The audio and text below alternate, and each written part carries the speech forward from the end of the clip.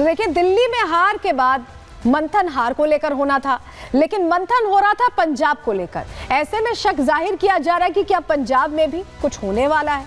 क्या अरविंद केजरीवाल पंजाब को लेकर कोई बड़ा फैसला लेने वाले हैं? लेकिन खबर यह मिल रही है कि कांग्रेस के इन बड़े दावों से अरविंद केजरीवाल बहुत टेंशन में आ गए, क्योंकि सिर्फ एक जगह सरकार बचे, वहां से भी कहीं दरक ना जाए। क्योंकि यहां पर तो कांग्रेस ने दिल्ली में खेल बिगाड़ ही दिया, अब लग रहा है कि पंजाब का खेल भी बिगड़ने वाला है। रिपोर्ट इसी से जुड़ी आपको दिखा रहे हैं।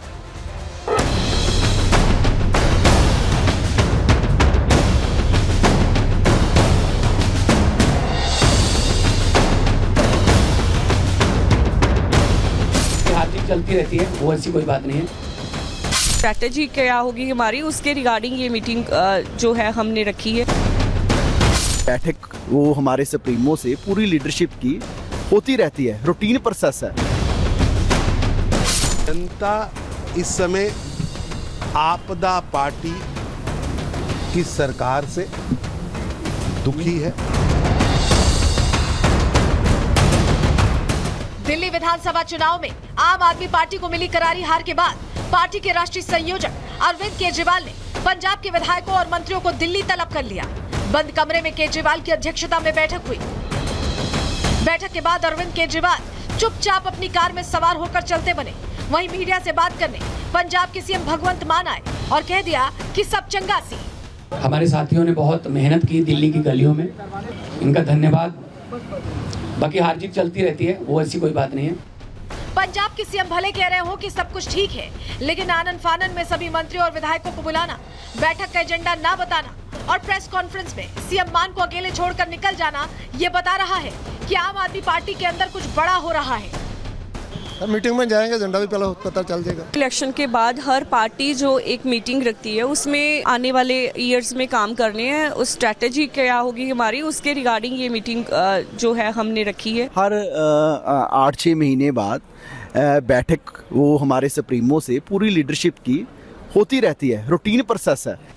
बैठक में शामिल होने पहुंचे विधायकों की बातों से साफ पता चल रहा है कि सभी को दिल्ली तो बुला लिया गया, लेकिन बैठक का एजेंडा नहीं बताया गया। दरअसल दिल्ली में आम आदमी पार्टी का खेल खराब करने वाली कांग्रेस की नजर अब पंजाब पर टिक गई है। पंजाब के पूर्व डिप्टी सीएम सुखजिंदर सिंह रंधावा और कांग्रेस के वरिष्ठ नेता प्रताप सिंह बाजवा दावा कर रहे हैं कि आपके करीब 30 विधायक उनके संपर्क में हैं। शायद यही वजह है कि अरविंद केजरीवाल अपने विधायकों को दिल्ली बुलाकर उनका मन टटोलना चाहते थे। बैठक से निकलने के बाद सीएम मान समेत सभी विधायक एक सुर में बाजवा के दावे को झूठा बता रहे हैं। पंजाब में अच्छा माहौल है और आम आदमी पार्टी की सरकार वहाँ पे बहुत अच्छे से चल रही है। बाजवा जी वहाँ पे लीडर ऑफ अपोजिशन है और जब से लीडर ऑफ अपोजिशन है उनके दिमाग में एक ही लगा हुआ है कि हम एलओपी से सीएम बन जाएं। तो कभी 40 विधायक टूटने की खबर लेके आते हैं, तब इनके 18 थे। तो अपने विधायक इकट्ठे नहीं हैं, उनकी खबर नहीं है। कोई ऐसी बात नहीं, ओपोजिशन में तो बंदा बोलता रहता है, अपने आप ही वो एक प्रिटेंड किया जा रहा है किसी चीज़ को। कोई ऐसी बात नहीं। हम लोग पंजाब से, आप भी कभी पंजाब आइए, आप देखिए पंजाब में आकर बहुत पीसफुल ऑफ है हमारे पंजाब में, तो कोई ऐसी बड़ी बात नहीं।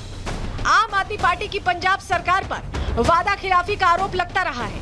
वहीं पंजाब में बढ़ती आतंकी घटनाओं और नशे का कारोबार भी बड़ी चुनौती बना हुआ है। यही वजह है कि कांग्रेस ही नहीं, बीजेपी भी आम आदमी पार्टी पर हमलावर है। दिल्ली चुनाव का परिणामों का असर केवल पंजाब नहीं, पूरे देश में हो रहा है। महाराष्ट्र और हरियाणा के बाद जनता को समझ आ चुका था कि ये केवल व केवल सत्ता लिप्सा के लिए लड़ने वाले परिवारवादी लोगों का एक समूह है। जनता इस समय आपदा पार्टी की सरकार से दुखी है। पंजाब के अंदर आज त्राहिमाम है। लॉ एंड ऑर्डर शून्य पर पहुंच चुका है। दिल्ली हार के बाद जहां आपके नेता दावा कर रहे हैं कि पार्टी में सब कुछ ठीक है, वहीं कांग्रेस और बीजेपी के सियासी हमले पंजाब सरकार की मुश्किलें बढ़ा रहे हैं। ऐसे में देखना यह होगा कि दिल्ली में हुई आज की बैठक का पंजाब में कैसा असर दिखता है। Bureau report, Republic Bharat. तो पंजाब में कैसा असर दिखेगा ये तो देखने वाली बात है। लेकिन जिस कांग्रेस ने कहा जा रहा है कि दिल्ली में आम आदमी पार्टी का खेल खराब किया है, जो कांग्रेस कह रही है कि पंजाब में 30 विधायक आम आदमी पार्टी के उनके संपर्क में, उसी कांग्रेस का ओवरऑल खेल इंडी गठबंधन से बिगड़ता दिख रहा है। हम क्यों ऐसा कह रहे हैं, चलिए जानकारी आपके सामने रखते हैं। देखिए, कीर्ति आजाद का बयान आता है, वो कहते हैं कि कांग्रेस की रस्सी जल गई लेकिन बल नहीं गया। अगला चेहरा उमर अब्दुल्ला कह रहे हैं कि और लड़ो आपस में। जब नतीजे आए थे उसी दिन इनका ये एक तरह से रिएक्शन सामने आया था। इसके बाद अखिलेश यादव भी लिस्ट में आ गए। हरियाणा, महाराष्ट्र और दिल्ली हार के बाद इससे सीख लेंगे। क्या सीख लेने का मतलब कांग्रेस को साइड करना है, ये इंडिकेशन एक आया। वहीं संजय राउत भी कह रहे हैं कि कांग्रेस और आम आदमी पार्टी का गठबंधन हुआ होता तो अच्छा होता। दिल्ली चुनाव के परिप्रेक्ष्य में यह कहा जा रहा है। लेकिन अब क्योंकि क्लियर इंडिकेशन मिल गया है कि कांग्रेस खेल बिगाड़ तो सकती है लेकिन बना नहीं सकती है कहीं, और यही वजह है कि जो सो कॉल्ड इंडी गठबंधन कुछ दिनों के लिए बना था, लोकसभा चुनाव में बना था, उसकी अंतिम सांसें लग रहा है कि गिनी जा रही है। क्योंकि बिहार में चुनाव है और उससे पहले नेता जो बोल रहे हैं वो पसंद नहीं आने वाला है कांग्रेस को। सुनिए क्या कहना है उमर अब्दुल्ला का और कीर्ति आजाद का। मैंने अब कुछ नहीं कहना है। इंडिया ब्लॉक की अगर कभी मीटिंग होगी तो जो कहना होगा मीटिंग के अंदर कहूंगा। आप लोगों को कहता हूं तो खामखा फिर बवाल पैदा हो जाता है। आपने एक वीडियो भी पोस्ट किया था चुनाव रिजल्ट के दिन। अब नहीं करता तो क्या, रोना शुरू करता। नतीजे ऐसे थे, या तो हंसना था या रोना था। अब रोना मैं पसंद नहीं करता हूँ। मीटिंग होने दो, फिर बाहर आके इस सवाल का जवाब दे दूंगा। क्या कहें, रस्सी जल गई, बल नहीं गए कांग्रेस के, मानती नहीं। तो पिछली बार भी लोकसभा चुनाव के पहले हमने उनको बुलाया था, वो आए नहीं। वो सोचते हैं कि वो सब कुछ कर सकते हैं। तो उन्होंने जो ममता बंदोपाध्याय ने कहा बिल्कुल सही कहा है। कांग्रेस एक डूबती हुई नैया है, क्या किया जाए। और जब वो दूसरों की सुनती नहीं, अपने जो घटक दल के मित्र हैं उनके विरोधी चुनाव लड़ती है। सुना आपने, डूबती हुई नैया बताया कांग्रेस को कीर्ति आजाद ने, और उनका ये सीधा इंडिकेशन है कि अब कांग्रेस से ये बाकी दल दूरी बनाने वाले। तो बिहार में क्या होने वाला जरा वो समझते हैं, जानकारी आपके सामने रख रहे हैं। दिल्ली चुनाव के बाद इंडी में तनाव दिखाई दे रहा है और साफ साफ दिखाई दे रहा है बयानों में।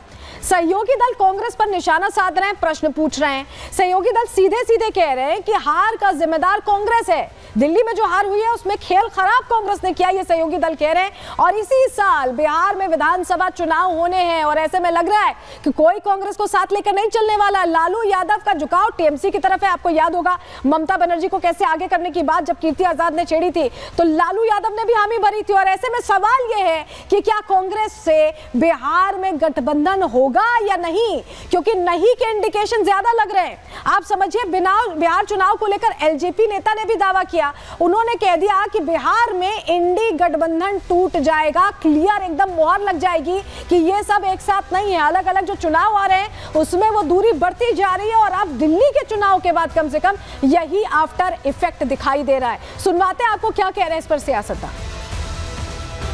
कांग्रेस के नुस्खिए, नालायक, नाकामयाब युवराज व युवरानी कांग्रेस के लिए भी लाइबिलिटी है, इंडी गठबंधन के लिए भी लाइबिलिटी है। और ये इंडी गठबंधन केवल व केवल दो ही मुद्दों पर बना है। पहला